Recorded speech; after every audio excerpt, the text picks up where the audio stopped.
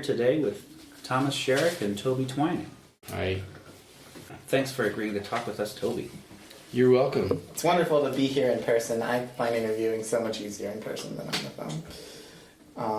I believe it's something of an unprecedented for this podcast. Have people hanging out together. I think so. Interviewed many luminaries of Zen harmonics, but all of them over the phone so far. So nice to be able to do this. I wonder if, Toby, you could just share. I got the impression from Tommy that you were kind of saying, microtonality, just intonation, these are just tools and techniques that are used to attain a musical goal. But how did you get into using just intonation? Well, while at the University of Illinois, my main composition teacher was Ben Johnston. And occasionally he would speak about just intonation, but he didn't teach it to me directly. Then I finished my composition credits, and so I think I moved on to Salmar, Toronto for a last semester or something. But I'd been away from working with Ben for a year or so, and just heard the new music ensemble play. I think it was called Diversions. His piece Diversions about like an octet or septet. I forget the exact instrumentation. And the conductor was he went on to Eastman, David Liptak, and he did a really great job with getting the piece tuned. And I just recall a moment in the piece with a flute solo and how fresh and engaging the pitches felt to me. Just this one short passage. And then of course there were all sorts of other sonorities in the piece where the vertical sonorities were fusing, but it was just this one passage in particular that made me realize, wow, there's something there that sounds really fresh and new to me and that I want to learn how to do. Then I stuck around in Urbana. Actually, I was living in Champaign, but I stuck around for another year or so as a staff musician in the dance school. and I was discovering my abilities as a singer at the time. I'd sung all my life, but I didn't think of myself as a professional singer in any sense. However, with Bill Brooks, I don't know if Bill was still there when you... No, I just heard the name. So Bill, I guess when you were in school, he'd gone on to York in the UK, but he had just returned from the West Coast. I think he might have been at UC Santa Barbara. And Bill was putting together a bunch of concerts. He was conducting prolifically. And we did, a bunch of really wonderful pieces that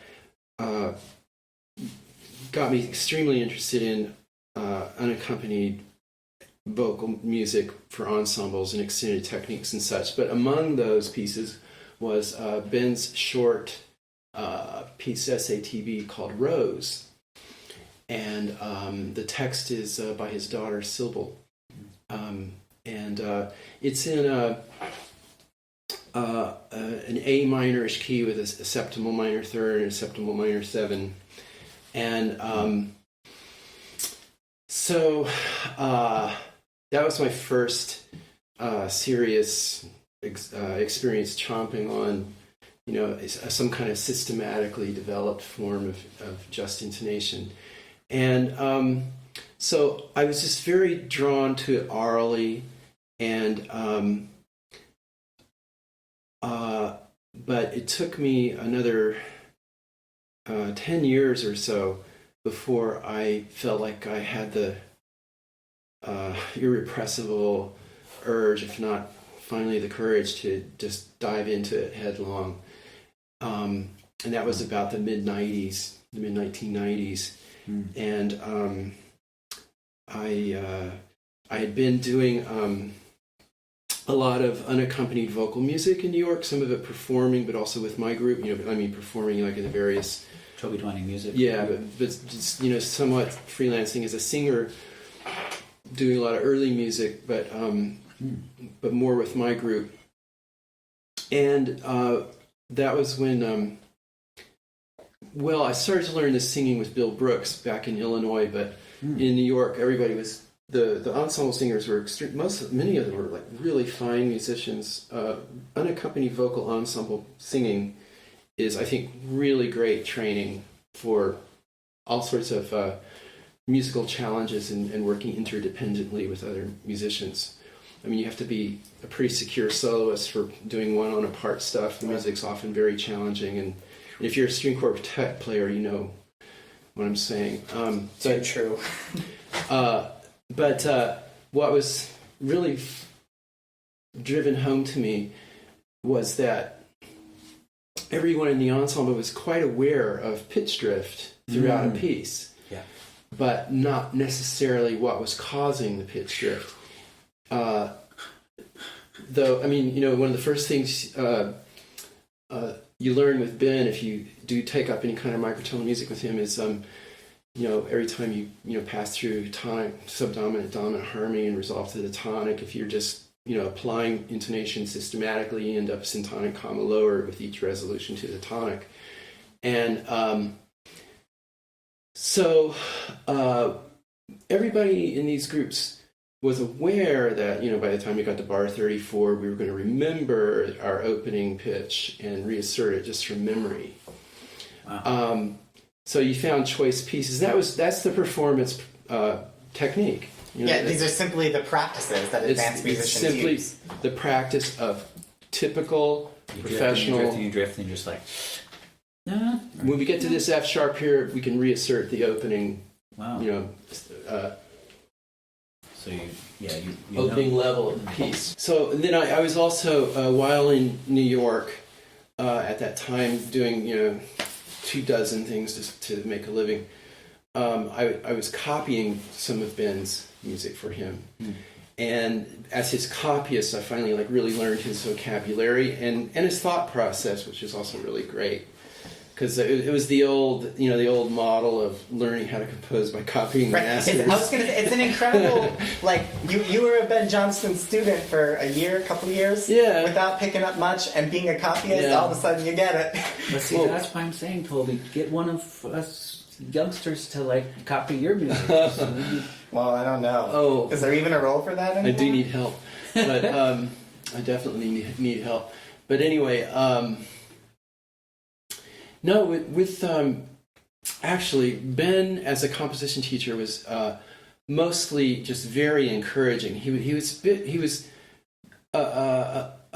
puzzling for a lot of students because he wouldn't say anything for long periods of time. He'd be sitting in the room. I would literally come into my lesson, an hour-long lesson. We would sit there for 35 minutes with no words spoken. Whoa. My teacher, Marvin Lamb, reports days like that as well. And it took me a while to figure out that Ben was approaching lessons like a Buddhist master. He wasn't going to say anything unless I brought it up. But his attention was on you and your music, I would hope. Yeah. I'd show him what I was working on, and he'd go, "Is this bass clef? No, okay. Keep working." And so within 5 minutes, the lesson was over, And then I would sit there wondering, okay, what's he going to tell me next? What are we going to talk about? And after, about 3 months of that, I finally figured out that I needed to be asking more questions. And he told me eventually that one of the reasons he taught like that is because that was how Mio taught. He studied with Mio at Mills, and Mio's philosophy was never to answer any questions unless asked or something like that. But anyhow, I'd read a book called If You Meet the Buddha on the Road, Kill Him, and realized that Ben was approaching this like a Zen Buddhist master, and it was going to be silence unless I brought up something. But he was very encouraging as a composition teacher, and it was kind of funny once you brought up a topic that he really loved, like turn of the century Paris or something. You couldn't get him to stop talking. But he also taught 20th century music analysis. And that was one of the best courses I ever had, because there were about 3 or 4 of us, and we would just go to his office and analyze music. And so between being his copyist and studying with him as an analysis teacher, I felt like I got a really good inside feel for his compositional thinking. And so in the mid-90s, those several things started to come together for me. My work for him as a copyist, all of my vocal ensemble work, in which I was like getting the practical experience of wrestling with tuning issues in the traditional literature, and convergence. This is exactly the kind of convergence that I'm really interested in. I felt out of place actually at the school. And I felt like I needed music that had a lot of soul in it, and I started to just go to traditional world repertoires where there was just so much soul in these historical musics, because I'd grown up with American music with soul, blues and great jazz, and so I just needed music with soul, and so I can't remember if it was. I don't remember now which world music was the first world music that I really dove into. It might have been the folk Jewish repertoire. I love Sephardic music, but in terms of like really, beginning to get acquainted with the literature, it was Ewe drumming and not so much the throat singing of Mongolia and Tibet, but somewhat, a little bit maybe more Tibetan. And I started to do that with Bill Brooks. We did Stimmung, and learning to sing Stimmung was a great way to start to get the technique of overtone singing under your belt. It's close to the way Western singers tend to do Stimmung is not exactly one of the Tuvan styles, but I ended up learning through Stimmung, eventually getting something that was close to Sigut, which is a Tuvan type of overtone the singing. high whistling sound, like. Yeah, but it's not with the vocal fry. That would be Kyrie God. It's not the wow. It's not that one. Sigut is close to this.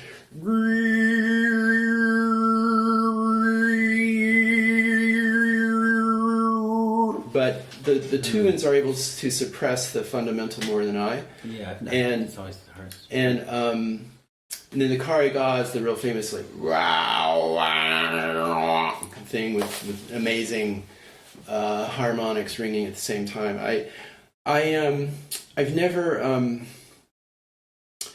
meant it to be my primary goal to specialize in world music techniques and accomplish them as though I were an expert. I've always been sort of a pack rat and thought of it as just a part of this wonderful sonic world available to us through, thank God, modern technology and recording, that we can, begin to inform ourselves of music from cultures from not only all over the world but throughout time, and so I always just thought of it as giving me another approach to exploring my voice and how I could orchestrate music, as it were, just with voices. I have a question that Jake and I were chatting a bit about on the way up, and I have a lot that I want to get to and probably zero chance of getting to it all. So we'll keep this a limited conversation, but I am curious, the amount of talk these days about concerns about appropriation is increasing. Just the... Yes. And your thought there of like that, what you were looking for was soul that you felt was lacking from the musical context that you were in, but that it should so happen, probably not so happen, to come from non-Western cultures and then be something that could be transmuted into a product that would, be of value to you.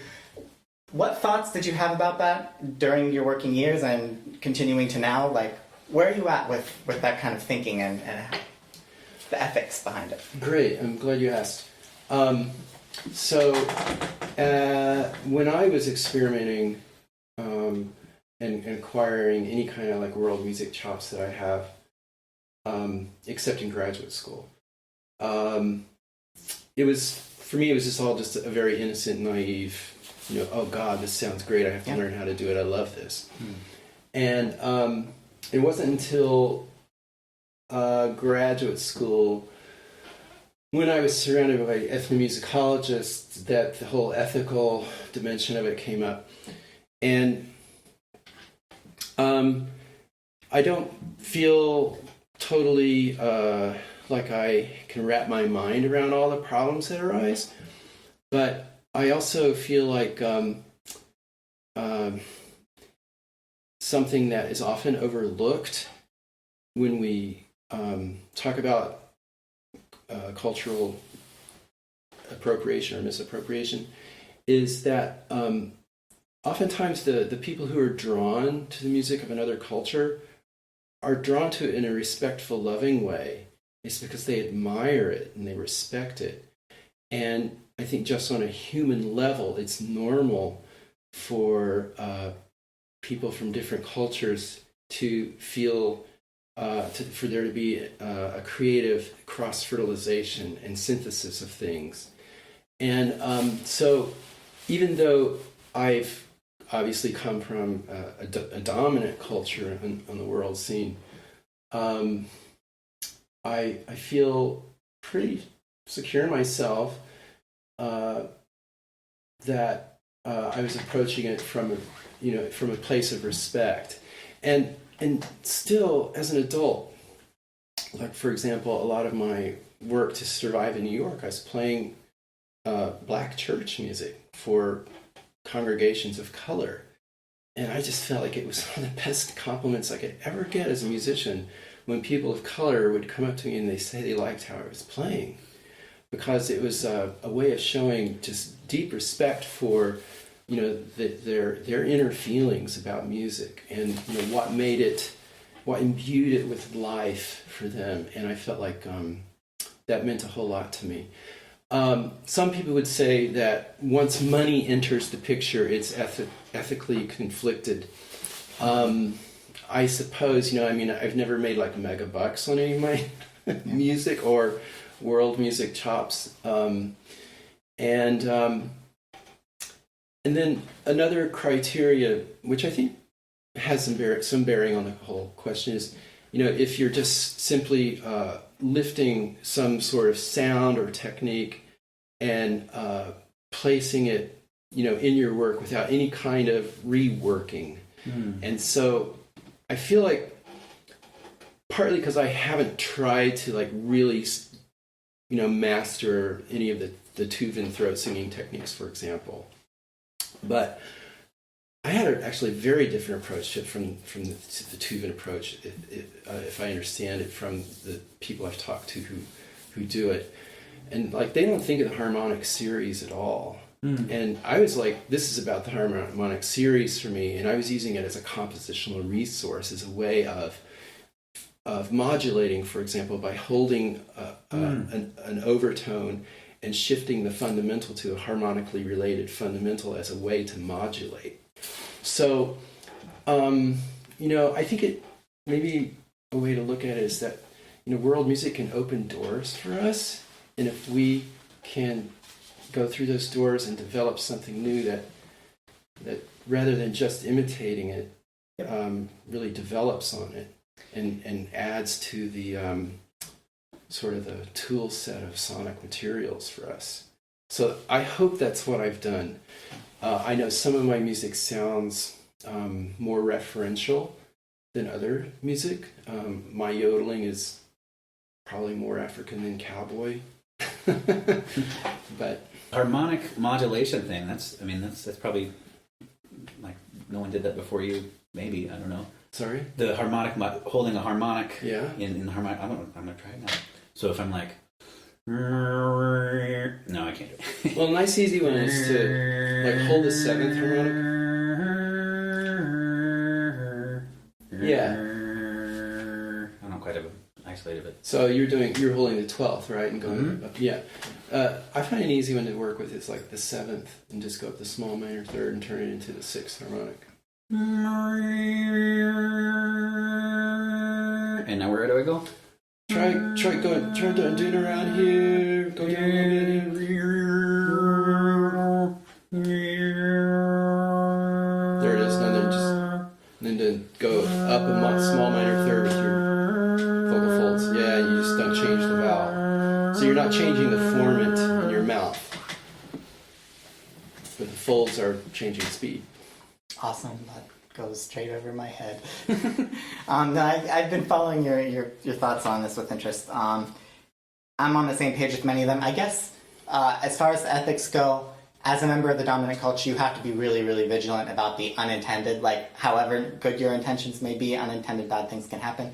But particularly in most of the world of art music, I can't help but feel as if, frankly, this isn't stealing, this isn't the misdirection of vast resources that should go to someone and instead you're taking. This is creative fertilization, and as long as there's ongoing respect and discourse that... I mean, I hate the thought that people would think it's more important to shut processes of communication down out of ethical puritanism. It's not like anyone's going to get rich stealing each other's cultural property, at least at the level of this music. No, it's not like I'm Paul Simon or something. But I am shutting this conversation down.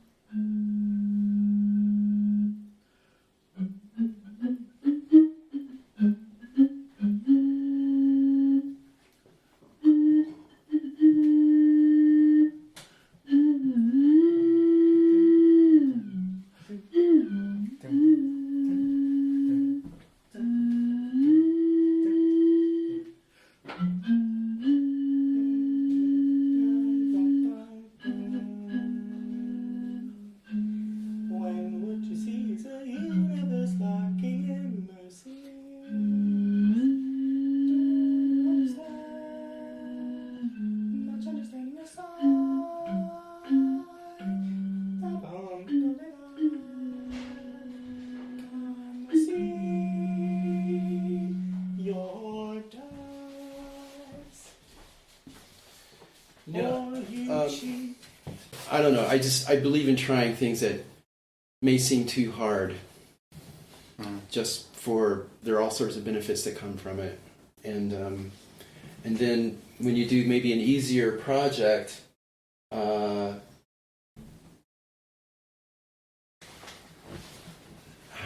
do I put it? I was putting it in a way like sort of the Into the Woods and Back Out effect, where This is a musical. Do you know this musical? yeah, Stephen Sondheim. A lot of the songs in there deal with like a challenging time and then coming back to your regular life, and it's like, oh, everything's changed, or whoa, I really miss that trauma, or like, and I think of it also on the level of just being a 12 equal musician, taking some time to do some immersion into microtonality, and then coming back to 12 and having a totally different perspective on it. That happened to me for sure. And I wanted to point out that like an interesting coincidence. Tommy shared with me the radio piece WICBM, and there's that part with that stacked fully Yeah. diminished seventh chord, and I'm Yeah. thinking, wait, I've heard that before. It's like that sonority probably wouldn't have happened if you hadn't explored it in Requiem. Oh, yeah. Yeah. I mean, actually, after finishing the Requiem, I knew I was going to be spending like the next 20 years digesting it. So you have. Yeah. Because, I mean, you know, like we proved we could do it. We proved it could be done. It's just the theory and the performance practice hadn't caught up. I also think about the metaphor of training wheels. Like I want to use the software as training wheels so I can learn to unicycle. Can you talk a bit about the singers' experience using that technology? What it was like to get the hang of it, how much they liked it, how well it served you for the live performances and in the recording studio? Well, okay, let's start with the performances. I think most of us hated it because we really hated listening to this bland, synthesized, rhythmically rigid soundtrack. Yeah. You know, you just I don't know. I hated it. I just sort of felt like I was on a leash and a robot was controlling me. Wow. But we just dealt with that, you know? Mm-hmm. Okay, so what? We really want to do this music. I think everybody felt like it was utterly clear. You know, the computer was, you know, just a great tool. But I think what's the most disconcerting part of it was having to perform with it. You know, hearing your track all the time in earbuds. Not being able to control it in any way. Well, there was that. But I think more what at least I personally didn't like was just losing my connection to the singers to my right and my left. The real space around you. Yeah, the real Right. space around me, because I think you're taking in so much information as an unaccompanied vocal singer, just from how you're hearing the other people with you. I mean, you blend your vowel with the people you're singing with without even thinking about it. Yeah. You're constantly interacting and processing information that you're not even aware of. And were you able to mix in a monitor of any sort, or did you try? Was it possible? No, we just used those earbuds as our monitors, and we had a stack of Motu dividers or something. I don't mean monitor. I mean like the mix of your surrounding sounds. Well, that would be like a live microphone going back into No. All we ever had was we were able to take one of the earbuds out, and we were, I think, just in a big V shape, big bowed arc, and it never felt comfortable or quite right. We didn't have enough performances to learn how to really get on top of that. Mm. But in the studio, and that was a different issue, because by the second performance, I had made a synthesized track that would be sort of like, you know, what the pianist would play to accompany the group, but without playing everybody's part. You know, it wasn't a little bit less fully supported. Yeah, so I was just like, comping, you know, playing the harmonies or whatever. The continuum. Yeah, it's kind of like a continuum.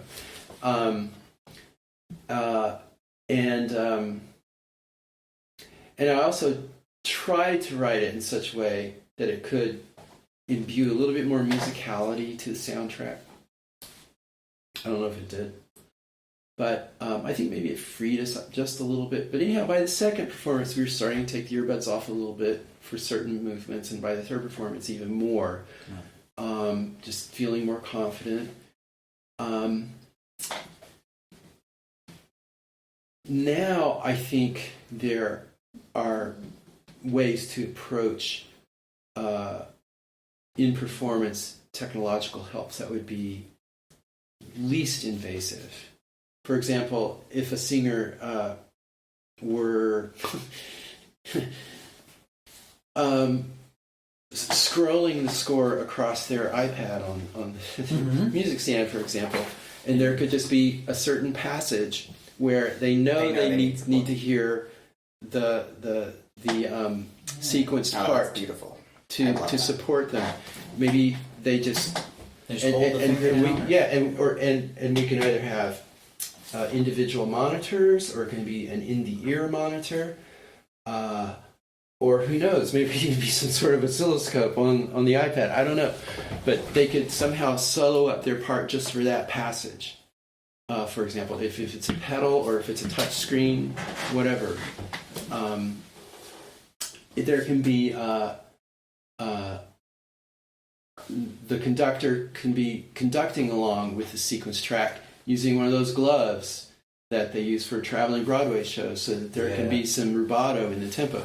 Or you can be a conductor with someone playing the keyboard part that I wrote on the synthesizer, playing it live, and it can be, the pitch bends can be affected, sequenced to go along with the score. All right, just hit the pedal for this. And the singer can solo up their track when they want it, or solo up what the pianist is playing when they want it, or the keyboards. I mean, there's just so many possibilities now. Mm-hmm. But that's all beyond my ability. Getting them chosen, getting them picked, getting them supported by resources are all challenges, but I mean, to really understand problems, that's the one thing they taught me in frickin' engineering school. Don't rush in and try to solve until you understand the problem and the possibilities.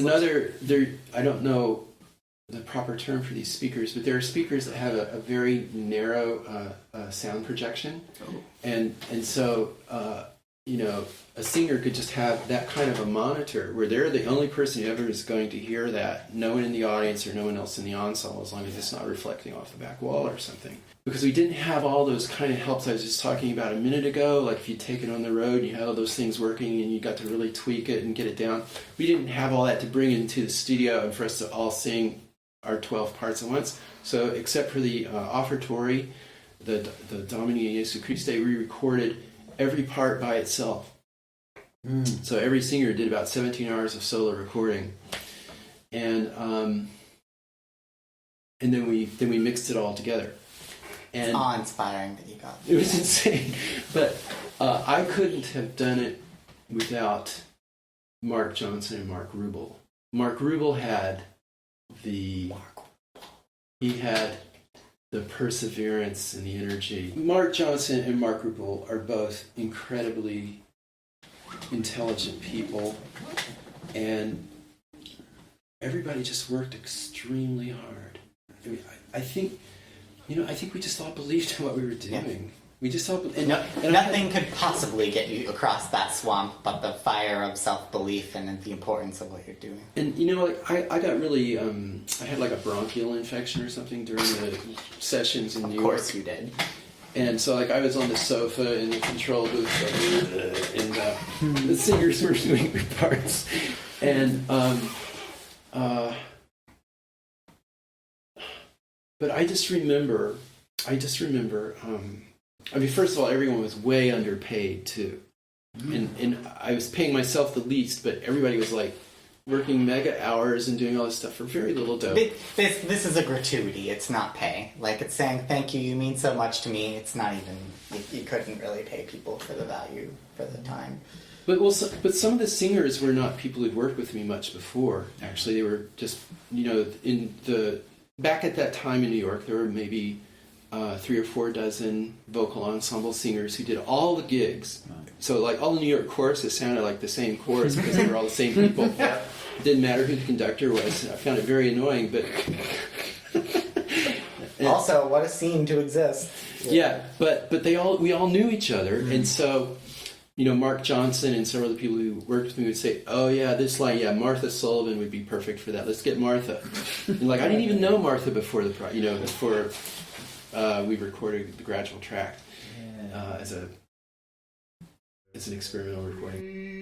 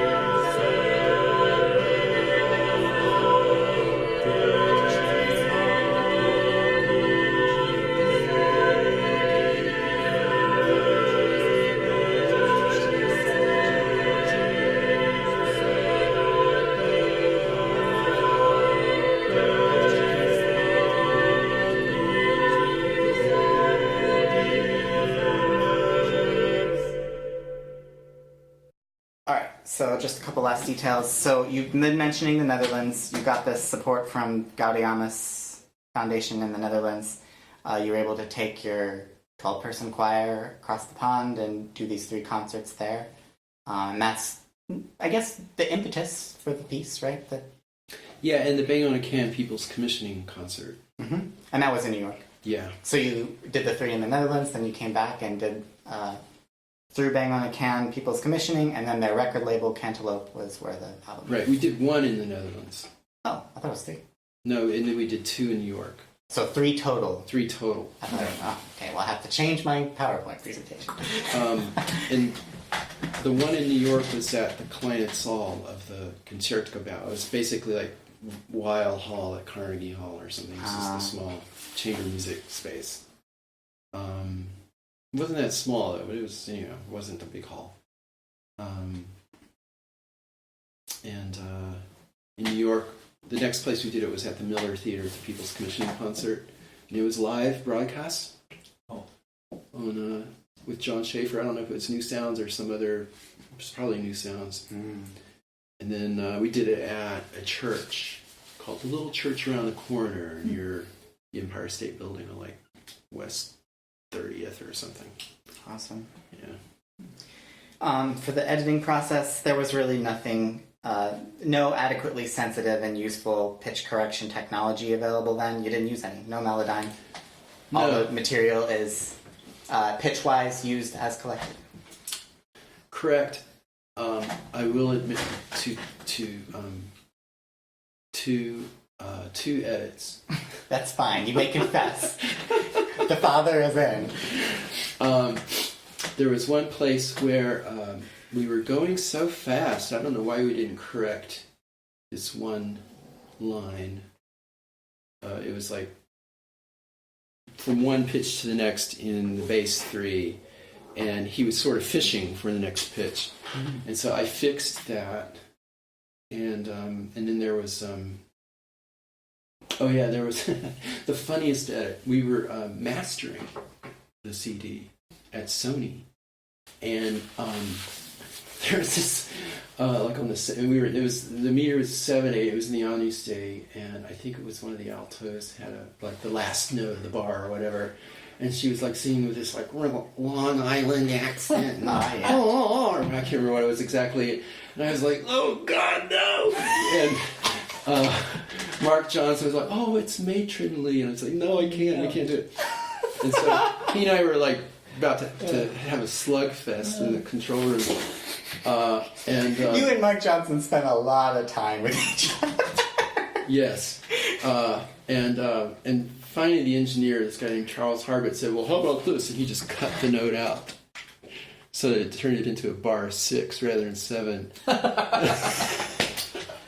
And we were just cracking up because it worked just fine. It wasn't the beginning of a word or the finish of a word or anything like that. It was, it was fine. So those are the, and I know the recording's not perfect, but I kind of wanted, perfection would have been great, but that wasn't the point.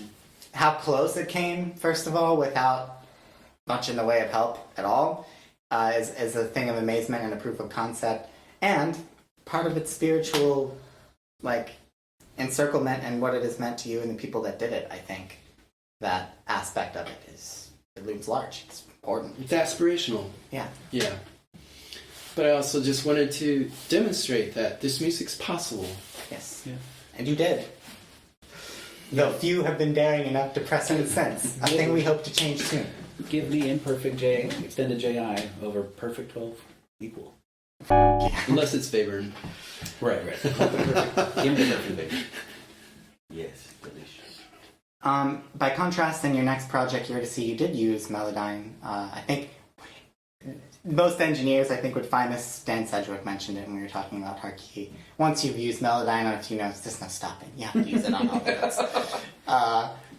What are your thoughts on your creative process of Melodyne and also the sound that results? I think the sound that resulted is fine.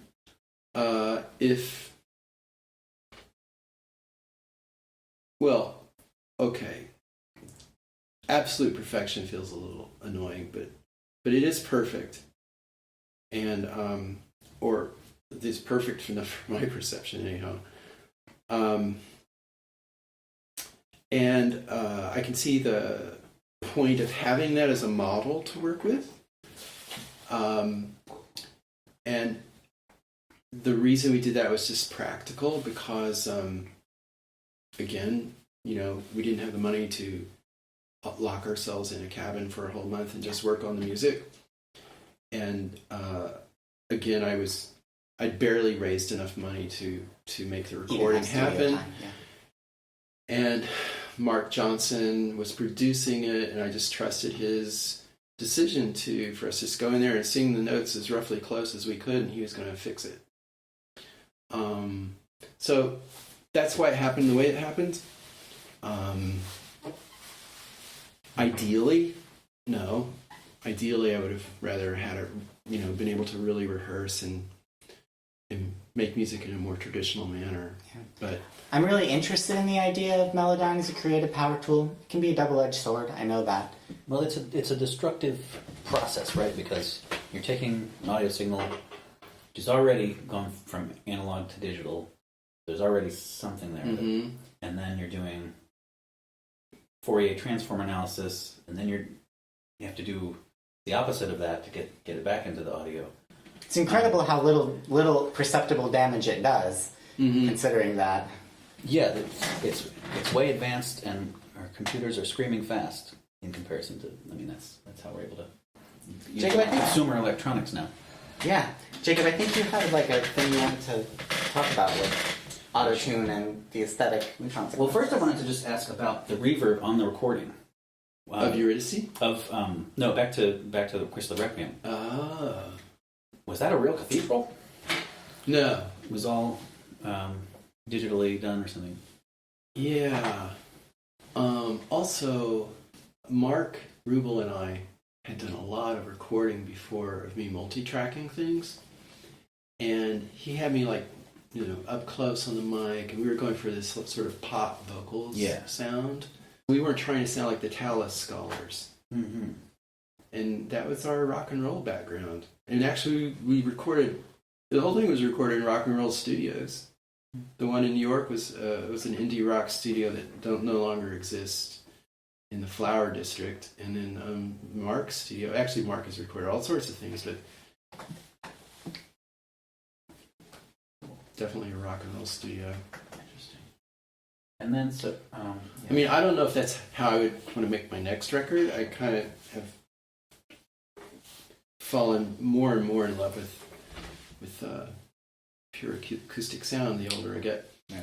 But at that time, I was still like, yeah, that sounded right close to the mic. You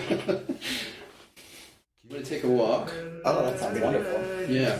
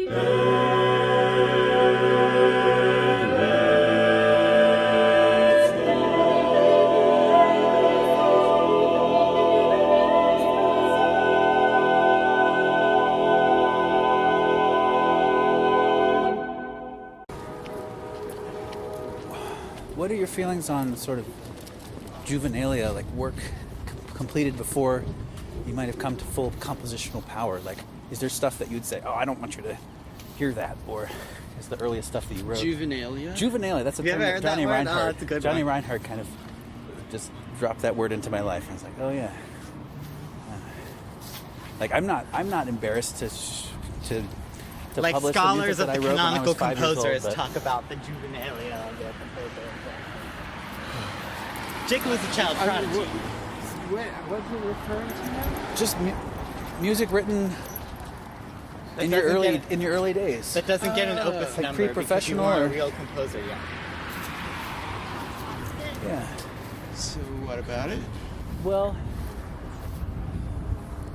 Is there some do you sort of have feelings? controversy? Well, do you have feelings on? I don't know. I'm just going off. wouldn't- Tommy was saying like, oh, I was recalling this old thing that we worked on, and he was like, yeah, forget it, burn it, and it's like, and then Harry Parch, burned all of his scores before he went I laugh. went I all shouldn't- Harry Parch. I shouldn't laugh. Some people have to do that, have to start So fresh. how do I feel about my juvenilia or Yeah. juvenilia in general? Or yes, Or yes. either or.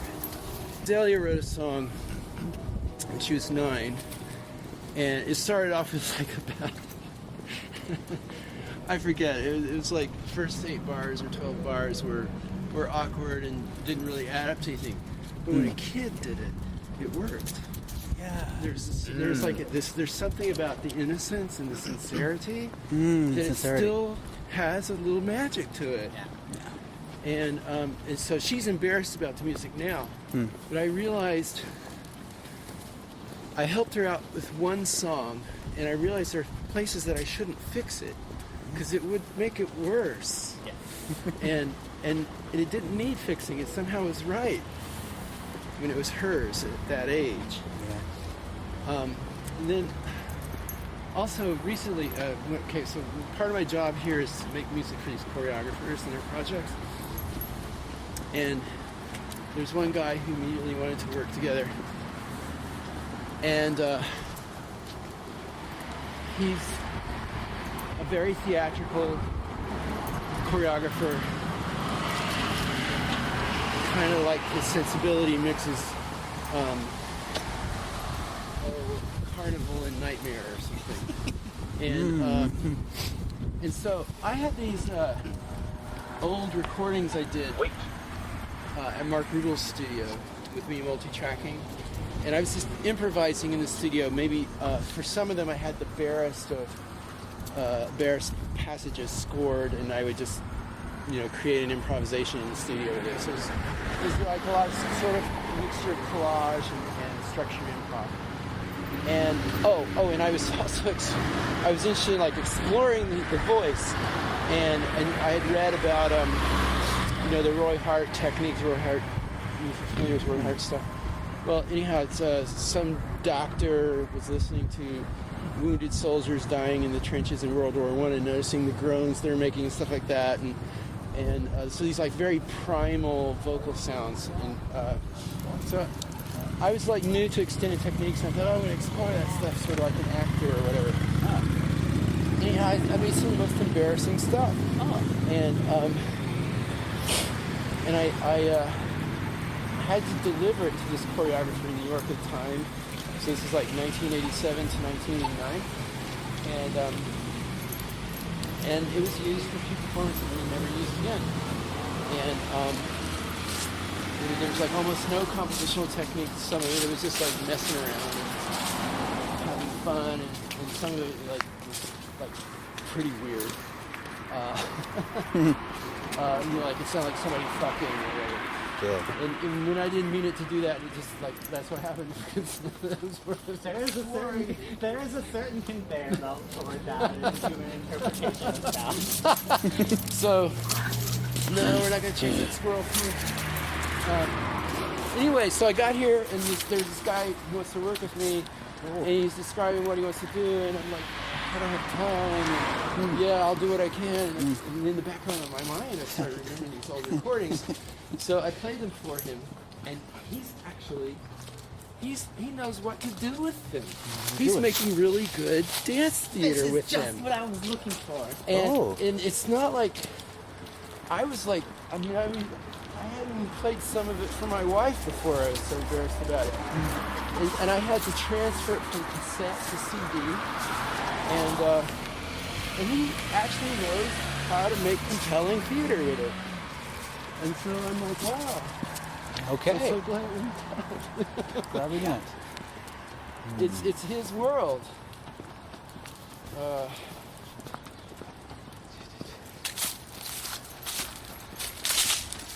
Think about that word corporeal that Arch focused on being like this whole body music. Yeah.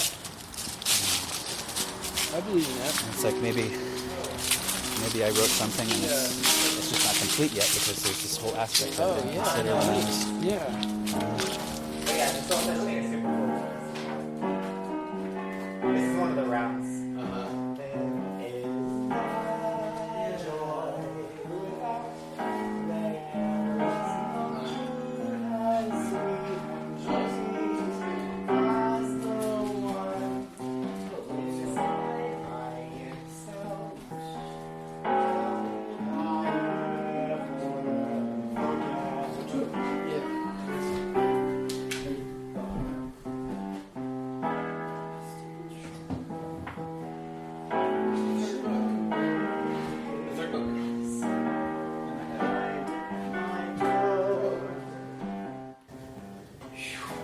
There's this kind of handy reference in the back of the breakdown of all of the symbols and how they relate to J.I. Compass.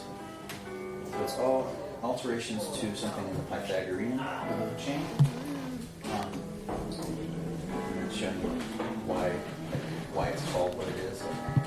Because it takes up 5 to 7 flies now because it takes 7 I've always wondered who decides to call things diasis and Kleisman and such. Yeah, so George C. Corey and Dave Keenan, who designed it, had a whole set of small intervals, and they decided, they basically decided ranges. So they said Kleisman's between this many and this many cents. Oh, it doesn't this sound like small, some we'll call it a schisma. Ancient Greek document. Yeah, they're kind of generalizing that. Uh-huh. So they call things all these different combos. And the dice is there. So then even like this one is a tricky one because it looks like indistinguishable. Yeah, that one's funny because I think it's overloaded. Because it's a blue, it's a 13th harmonic. And this measure here is on the 5/4. So that'd be what, 13 times 5? 65. 65. But what is that one defined as? That's the 7 count. So when you actually look at it, it's actually doing 63 over 64, which is close. That's actually an approximation. Right. So something more like that, because the system does break down into a few approximations at some point. Oh. But for most of it... And so to make it a real 65, you have to be aware of it and you tweak it? There might even be this little tick that like moves it up by a schizina or something. Schizina. Yeah. I considered the name for my daughter.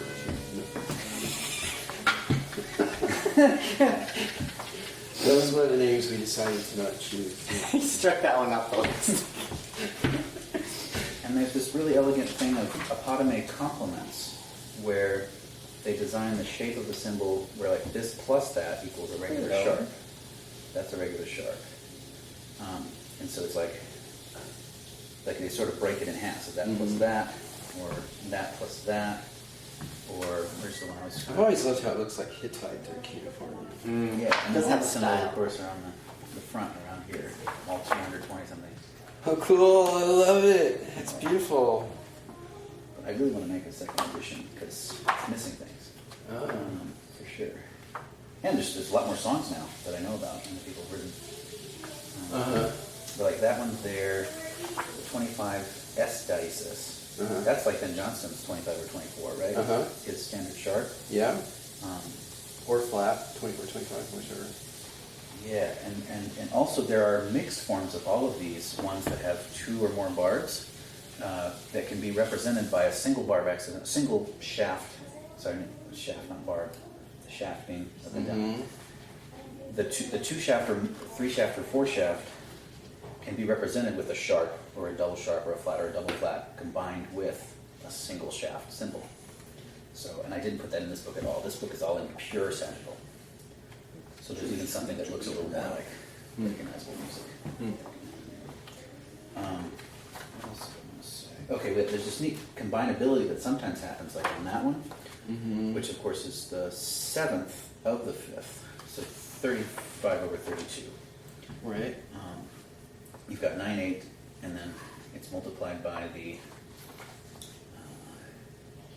35 medium-sized dices, 35 over 36. So that gives you the 35 over 32. And what's cool is that it's a combination of the 5 comma on the left side and the 7 comma on the right side. See, the shapes just combine together. So sometimes it works closely. Sometimes they just have sort of their own logic. When it comes to microtonal precision, notation is the lagging help. It's always going to be behind what human beings need compared to audio-based help. But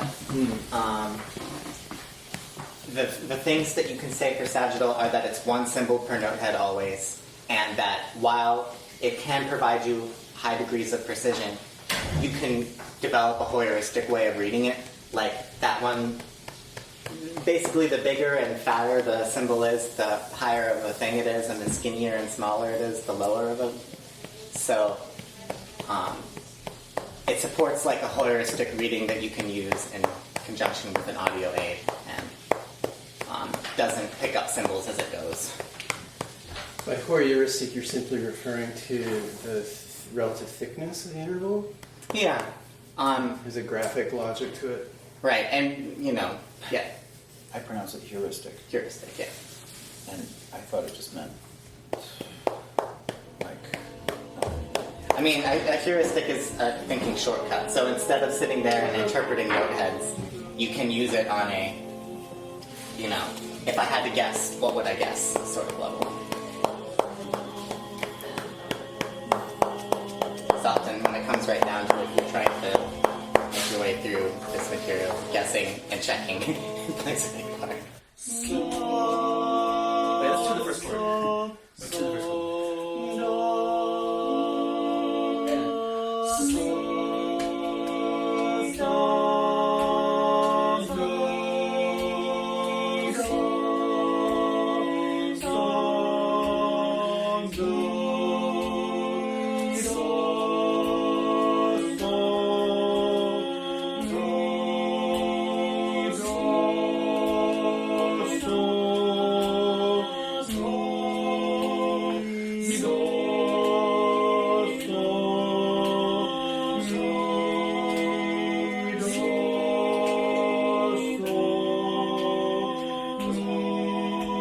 So, when Thomas sent me the scores, I saw, well, you were talking about how, I guess the scores have changed over time. So, what process did you go through to really write it? Did you initially handwrite everything and then put it into some software? It seems like some of the scores are kind of at various stages in engraving. So it makes me think that this is a really long project that's been written over quite a long period of time.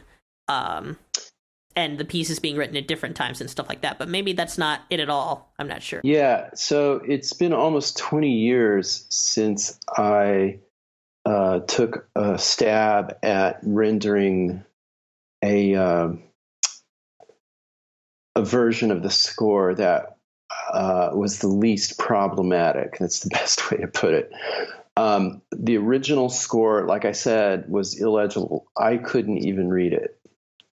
It was a very strange experience to, have the cognitive process going as I'm notating the music and understanding what I'm doing. But then when it came to, rehearsing, performing it, looking at it, just feeling, totally lost. So I am pretty fluent in Ben Johnston's system of accidentals. But he did not design it, of course, for spiral harmony. And when I started working on Chrysalid Requiem, I remember feeling very early on, so this would have been around 1995 or 6, I felt early on that I wanted it to be able to modulate, to creep and crawl throughout the pitch spectrum. Composers using just intonation always closed the door to that possibility of it, which, makes sense because it's just so hard to do. Between knowing that just intonation crept around naturally by its harmonic progressions, and knowing that singers were already vaguely aware of this aspect of performance, I felt like, I could write for it. I could systematize it. I could notate it. I could plan it. And it seemed like the Requiem text being about, things we can't really know now while we're alive. The Requiem text being generally about, I want to say falling, but losing a sense of gravity, not knowing where you're going to land, losing your sense of orientation. I felt like those aspects demanded that, there had to be spiral harmony in this piece. I also just know it wouldn't have been possible without digital technology. I don't think this kind of music was possible until the last 30, 40 years. And, now that we have the computer as an accompanying instrument, the possibilities are pretty wide open because there's all sorts of stuff. There's all sorts of stuff we can learn by ear, all sorts of really the level of complexity that's possible to learn things by ear, of course, as you know, is extreme, just by repetition and having that kind of brain for it. So clearly, this is quite a hard piece to sing, but what sorts of tactics did you use in terms of the spiral that were helpful to singers? Or were you thinking about that at all? Like, is there a way to write spiraling music idiomatically for an ensemble? More idiomatically than if you just weren't thinking about that? Or okay, let me try to unpack your question a little bit. First of all, the singers said it was not vocally difficult.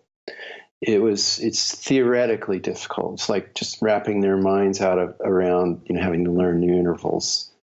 But a lot of it was also built on their practice doing everything else. Like singing really good pure fifths and major thirds, and they were really accustomed to the low blue seven.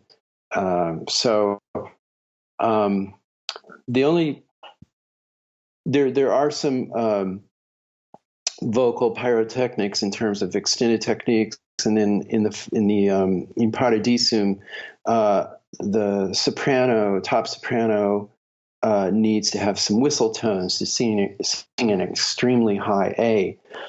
But there are enough sopranos actually around who have that.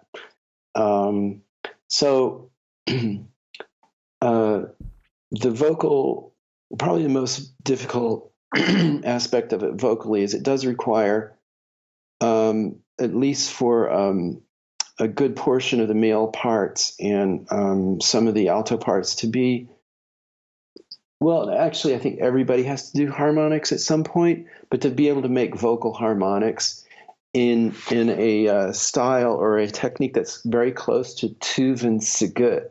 So some people have to get pretty good at doing that. Well, I don't think vocally the spiraling is hard to do. I think it gets back to the notation again and the theoretical concept of it. And what I eventually figured out was that I could change the sense value of A natural, the pitch reference. Yeah. And I could rewrite the music with what looked like the old notation for a rhythmic modulation that you will see in Elliott Carter's scores.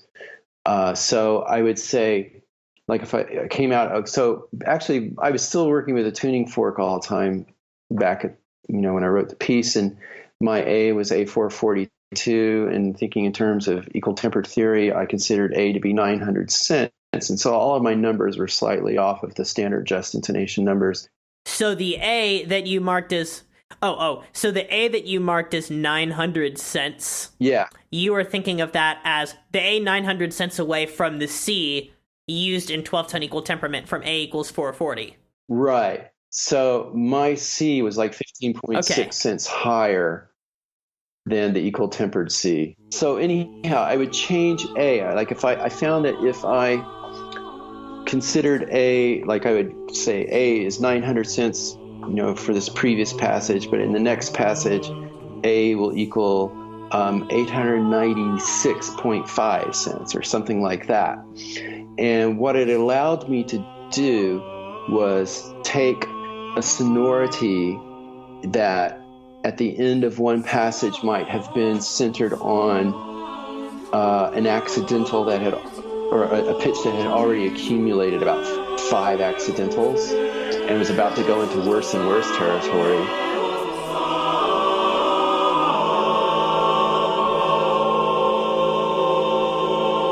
I would be able to say our new, I would be able to say this tonic, like D quadruple sharp triple L quintuple minus or whatever, will now equal E7 flat in the next passage. And so I've gotten rid of all that stuff, and we only have 2 accidentals, an E with a flat and a 7 on it. And it's the same chord, the same sonority, the same tonic center, just rewritten. And I think it worked for everybody, but it wasn't, I'm not sure we were exactly reading it as much as we just had less to filter out, because we didn't have to see all these awful accidentals in front of us. It was just a lot simpler to be able to follow it. Occasionally it caused, like a really awkward jump, of a fifth or so on the staff. But, after rehearsing a little bit, it was just a heck of a lot easier. And that was the score we used for the New York performances. In New York, we were already finding that we could be free of the tracks in certain parts of the piece. And so we individually would just, remove our earbuds when we realized that we could, render it faithfully enough without that. Because we really wanted to get away from that as much as possible. Yeah. And so we were increasingly able to get away from using that. And we never really performed it enough to know how far we could go. I feel like, you could probably do without it with a bunch of people who all have pitch. A bunch of singers who all have absolute pitch could probably eventually get away from the computer entirely. Probably even possible to do that with just a good number of them, like half or maybe 3/4 of singers with pitch. So we just, there just hasn't been a chance to find out what's possible there because it hasn't been performed enough.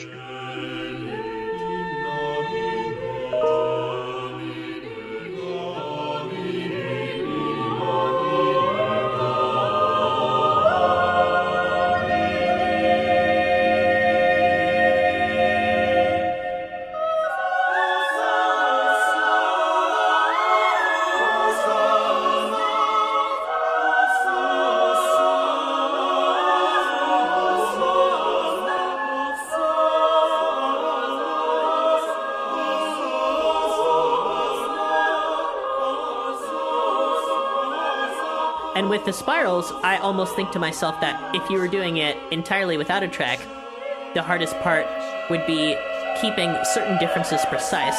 Like, you have the cent values written in the Sanctus are really, really, they're really small. The changes from, 900 cents to, what'd you say, 895 something cents. So that's, a really tiny spiral that, I definitely didn't notice. But then some of the spirals are larger. I think maybe in the sequences, are you using spirals that cover much larger territory of notes? I definitely hear that sensation, but I didn't know if it was a spiral or if you were just writing notes that were differing by microtones. It's hard to know when you're just writing microtonally, or if you're writing in a spiral manner. I don't know how to answer that definitively right now. I did notice that it seemed I spiraled through an octave sort of intuitively in the first movement of the sequence. But I'd have to go back and analyze it. I wasn't analyzing. I mean, I was spiraling through the 36-35 increment because it felt like, that text is just sort of like falling into oblivion or something. And so I just let it go and go and go. Yeah. And it actually took me a long time to trust letting it just go and go and go. And I didn't really understand what I had done. I just got to a certain point where I realized it needed to wrap up and turn things back around. And I guess the text probably suggested that point at which I needed to start to reverse the spiral. And I remember how one of the things I love about composing this way is that you discover certain things happening or certain ways to work things that aren't apparent in traditional harmony. So, I might have been using, for example, that 36-35 interval as a step, as an increment for creeping through the octave. But then I found that there was a certain progression with several other intervals that didn't just creep back, but like jumped back through the octave to reach a more, or a new sort of more stable microtonal point of the spectrum. So just how the harmony, unfolds and returns, and all sorts of little tricks it can do are what fascinate me most about the technique.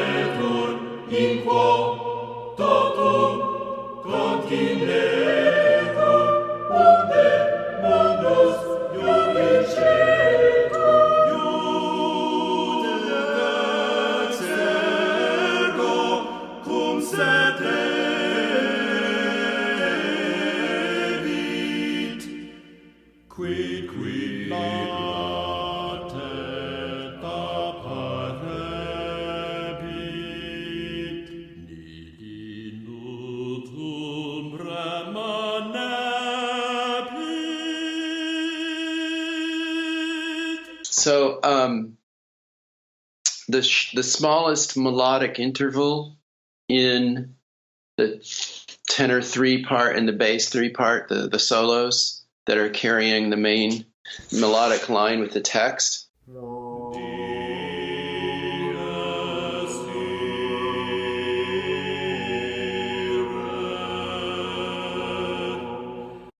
is a 64-63. 27.26 cents. Okay, so somewhere that's very in between, like sort of a color change and like a larger microtone. Yeah, it's razor thin. Well, no, wait. I know we had some even more thinner intervals that popped up here and there in the piece. But anyhow, that's the one in this passage. The next smallest interval is the 49-48, which is 35.7 cents. And then after that, there are some 36-35s, which are 48.77 cents. And then there's some larger intervals, a 20-21. There's a real 6-5 in there somewhere. But that's basically how, with those intervals, it creeps and crawls around by measuring vertical intervals against the moving fundamental of the overtone part. This section starts out with overtone singing in a bass solo, and that sort of provides the anchor for the intervals that are going on in the line with text. And then the overtone part switches to an alto, and that becomes the anchor for the melodic line that carries forward after that. And then, so I mentioned to you that I've been working on accidentals for a long time since this piece. And I've settled so far on a system that I hope I will simplify further in the future. But for music this complex, I don't know how to simplify it any further. I started to use geometric shapes for clusters of accidentals because I felt like I could begin to recognize them without having to think, and it would just help me sketch a little bit faster. And so if you scroll to, where's a good example? There's it's the third page, measures 62 through 66. Yes, I see that. Okay, there are two systems. Oh wow, there's so many accidentals here. As someone who just loves looking at crazy accidentals, this is like the best thing I've ever seen. Well, so if you look at the bottom system in actually, no, let's start with something less complicated. And kind of build up from there. It looks like, I mean, I haven't looked at the score for a while, but at a cursory glance when I'm looking at the different lines, it kind of looks like you've got sort of the same, like, just interval-based pattern, and you're transposing it into different, very, very far from C places. Yeah, so this page doesn't have all the information that I would put on it if I were trying to publish this as a sort of a theoretical document for composers and theorists to look at how the music works. And so at least one other detail I would give it is I would put in absolute cents beneath the pitches. And so it might say like 606.4 cents. And in some cases, if the line moves into a different register, say it goes from the fourth octave below into the third octave, then I might have a little exponent numeral 3 next to the just with the next sense value, so people could see. Because sometimes the notes will leap upward on the page, but it has fewer accidentals on it, and so it's literally a melodic leap downward, for example. And so you have to really, I find I still have to track absolute sense to know really what I'm doing. Actually, if you would look at the last page, it's a simpler place to begin from explaining the method of the madness here. If you look at the first measure in the tenor 3 part, it's the fourth part down. Yeah. The third pitch in the bar has is an F, and I call that an F double sharp triple L. So those L's are Ben Johnston's inverted sevens, and and the double sharp attaches to an L, and so whenever I had 3 cymbals like this, I would stack them with 2 on top and 1 at the bottom to make a sort of triangular shape to associate triangles with 3. And I started to expand on that idea. I mean, whenever you have a double flat or a double sharp, 3 sharps would just be 2 cymbals next to each other. It'd be a double sharp and a regular sharp. But so then 4. Yeah, so 4 I treated like a rhombus or a diamond. And so you'll see it in the alto 3 part right above it, in the second note of the alto 3 part. The D there. The bottom line. And would that be a double, hold on. Here, I think I can figure this out. A double sharp quadruple L minus syntonic comma. Correct. Totally right. Okay. So for whenever there need to be 4 cymbals, I'll use that diamond shape. And then just to the left of that note is whenever you have 5 cymbals. So you have 3 with 2 below. And so the syntonic comma symbol doesn't count in your allocation of symbols, because I see, in the double sharp quadruple L syntonic comma, the double sharp is 1. The 3 L's that aren't connected to a double sharp are the 3 more, and then the syntonic comma minus symbol is right next to it. Yeah, I only start applying the geometric scheme to the syntonic commas, minuses or pluses, if there are 3 or more. Like if it's a double minus or a double plus, I'll put them right beside each other. And I guess maybe that's because the way the syntonic comma works, it's almost, as a singer anyway, you don't need to think about it. But as a composer, I need to track it. Nevertheless, I still need to notate it. So maybe that's why I guess also because I found that the syntonic commas generally did not build up as quickly as the other symbols. Maybe that's why I'm also not applying it here.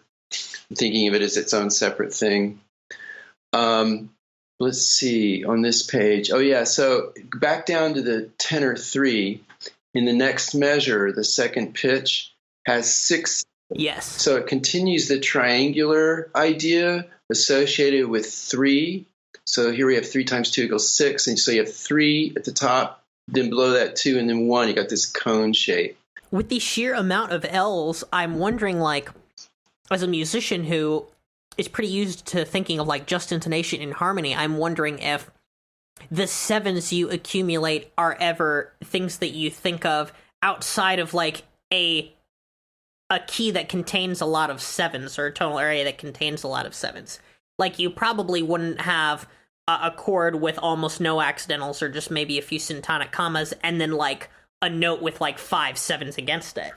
You're not really doing that. You're more migrating, and then the accumulation of 7s shows you how far you've gone and as long as the musicians know that there's like this amount of sevens, you really kind of like subtracting maybe a few sevens to get 7-limit intervals then. All I know is it's a lot more organic to sing than it is to read. I love how it looks, and honestly, it's kind of like, I don't know, not like a visual piece of art, but maybe it looks so foreign and exotic that it's very interesting.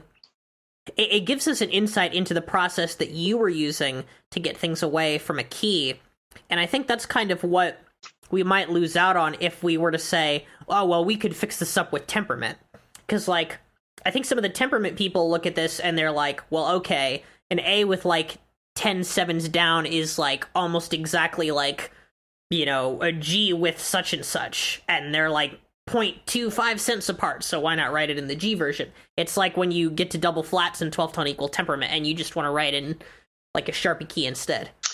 And stuff like that, but I like it this way, where you get to sort of see how far it is. It's kind of cool. At least this way I can understand what I'm doing. I feel like if I were writing with tempered microtones, I wouldn't be able to write this way. You know, I don't. It just the notation wouldn't reflect the thinking. I see that you're writing in the harmonic numbers for the overtone singer, and that they go up to. They go really high, like 14, 15? Yeah, occasionally it gets up to 16? 18. You have to have a pretty low fundamental for that to read, or you have to have somebody with a really unusually formed upper hard palate.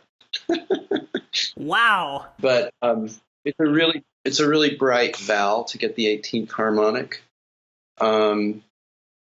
16, 13 is a tricky harmonic, but we can do it.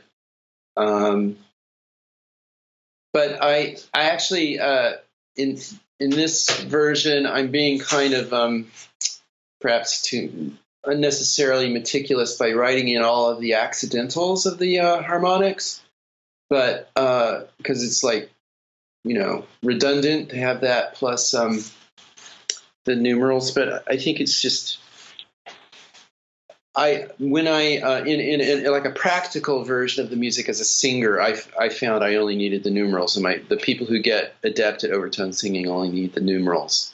So let me see if I can understand what's going on in this harmony here, because I think maybe I almost get it. I'm looking at the beginning. So the first chord is like an A sharp 2L, Yeah, like perfect fifth, and then a 7/4.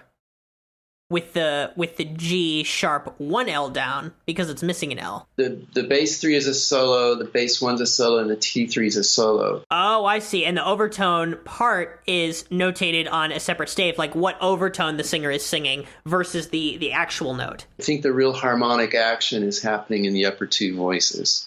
And part of the reason I put in the accidentals, I think, is it does help me actually understand the harmonic logic, because like in the first measure, or going into from the second half of measure 43 into the next bar, which is 44, you see the seventh harmonic holds over when the fundamental in bass one rises.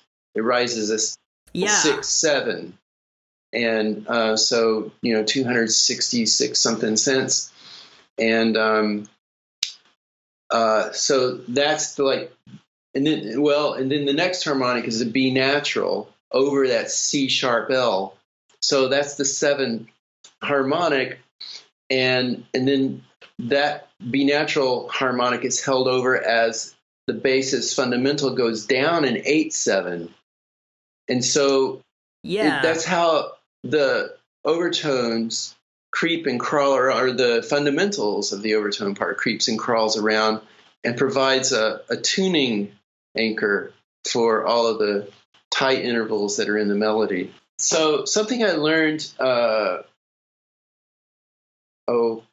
6 or 7 years after writing this was that when the fundamental of an overtone singing part moves and the harmonic holds over, that physically the harmonic actually breaks, and that the fundamental establishes actually and it initiates a new harmonic. But what I think is that the ear, however, accepts the transition as a smooth transition, and so we don't. It's so infinitely or so fast. The ear can't perceive the break, and so it essentially sounds like a held over pitch. The overtone sounds like a held over pitch.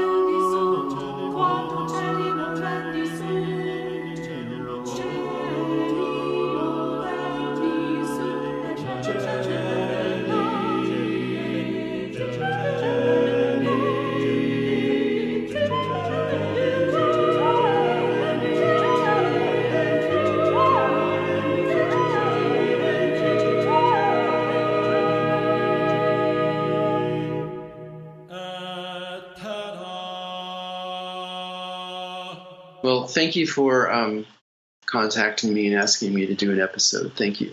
Yeah, this has been great. All right. Here. Bye. All right. Toodles. Bye.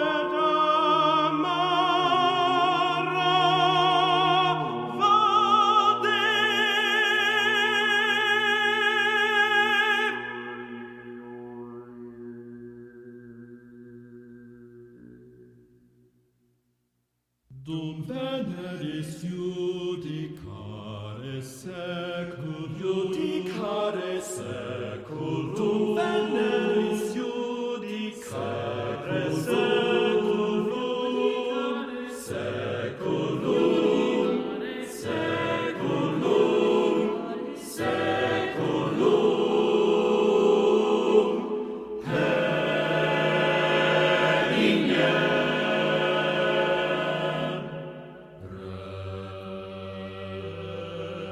Requiem, aeterna.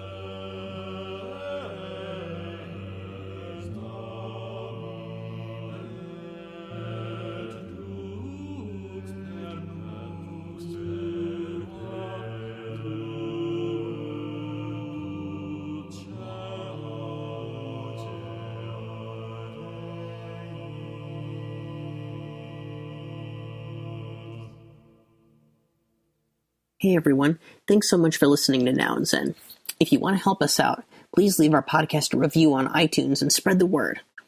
We also have Facebook and Twitter that you can follow us on, and then we play on iTunes, Spotify, Stitcher, and of course Libsyn itself. Exciting announcement, we now have a Patreon. So Patreon is a site where you can make a small monthly donation in order to keep our show running. And this show definitely needs donations, or we're probably not going to be able to keep going. Jacob and I haven't had as much time to work on this as we have needed because of working other jobs. Your generous donations will go towards helping pay our editors, paying the fees to host more episodes online, bringing in special guests, and allowing time for better quality of content. We also have additional conversations and bonus content for our top patrons, although we want to continue to make the majority of our show free and accessible to everybody. This episode's bonus content is a conversation featuring Bill Alvis and myself, Stephen Weigel, about more of the music theory of the Chrysalid Requiem. This was a truly monumental episode, and I had to edit down about 5 hours of content into 2 hours, so it was very difficult to get all this done. But because of how the podcast is growing and how we're talking about more things, it means that we will have more material for bonus content as things keep growing. And hopefully, with generous donations, we can keep things growing at a good pace and keep spreading our influence and talking about contemporary music and microtonal music exactly like we would like. So thank you so much. This episode and none of the episodes would be possible without you and all the time you put in listening and making this show awesome. We appreciate you. Catch you next time on Now and Zen. Thanks so much.